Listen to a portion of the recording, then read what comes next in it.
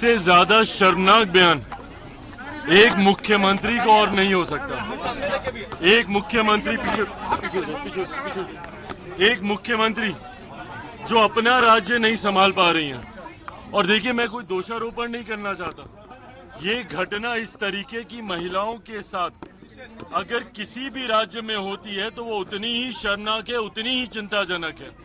पर ऐसे में एक महिला मुख्यमंत्री होने के बाद आपका राज्य आज जिस तरीके से डर दहशत के साए में है, वहां पर जिस तरीके से एक महिला के साथ जितना निंदनीय, उस घटना की जितनी निंदा की जाए उतना कम है।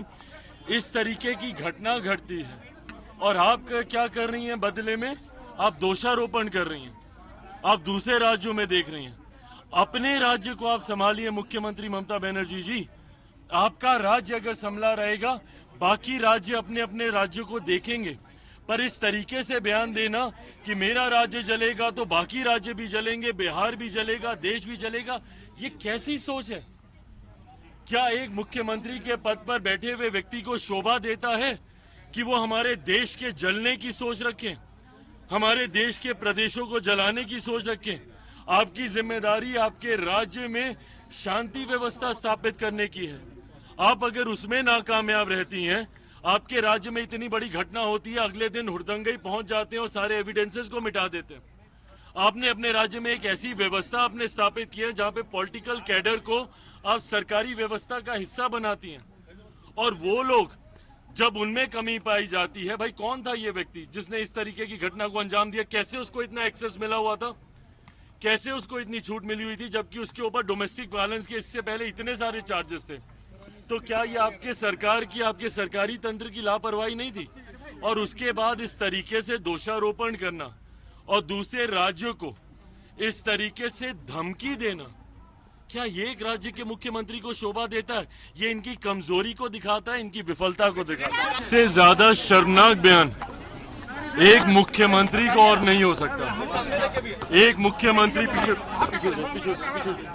एक मुख्यमंत्री जो अपना राज्य नहीं संभाल पा रही हैं। और देखिए, मैं कोई दोषारोपण नहीं करना चाहता, ये घटना इस तरीके की महिलाओं के साथ अगर किसी भी राज्य में होती है तो वो उतनी ही शर्मनाक है, उतनी ही चिंताजनक है।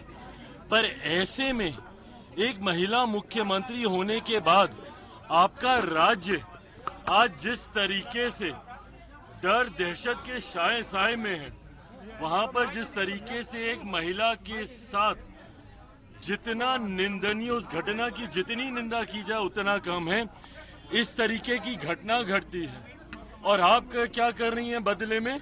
आप दोषारोपण कर रही हैं, आप दूसरे राज्यों में देख रही हैं। अपने राज्य को आप संभालिए मुख्यमंत्री ममता बनर्जी जी। आपका राज्य अगर संभला रहेगा, बाकी राज्य अपने अपने राज्यों को देखेंगे। पर इस तरीके से बयान देना कि मेरा राज्य जलेगा तो बाकी राज्य भी जलेंगे, बिहार भी जलेगा, देश भी जलेगा, ये कैसी सोच है? क्या एक मुख्यमंत्री के पद पर बैठे हुए व्यक्ति को शोभा देता है कि वो हमारे देश के जलने की सोच रखें, हमारे देश के प्रदेशों को जलाने की सोच रखें? आपकी जिम्मेदारी आपके राज्य में शांति व्यवस्था स्थापित करने की है। आप अगर उसमें नाकामयाब रहती हैं, आपके राज्य में इतनी बड़ी घटना होती है, अगले दिन हुड़दंगई पहुंच जाते हैं और सारे एविडेंसेस को मिटा देते हैं।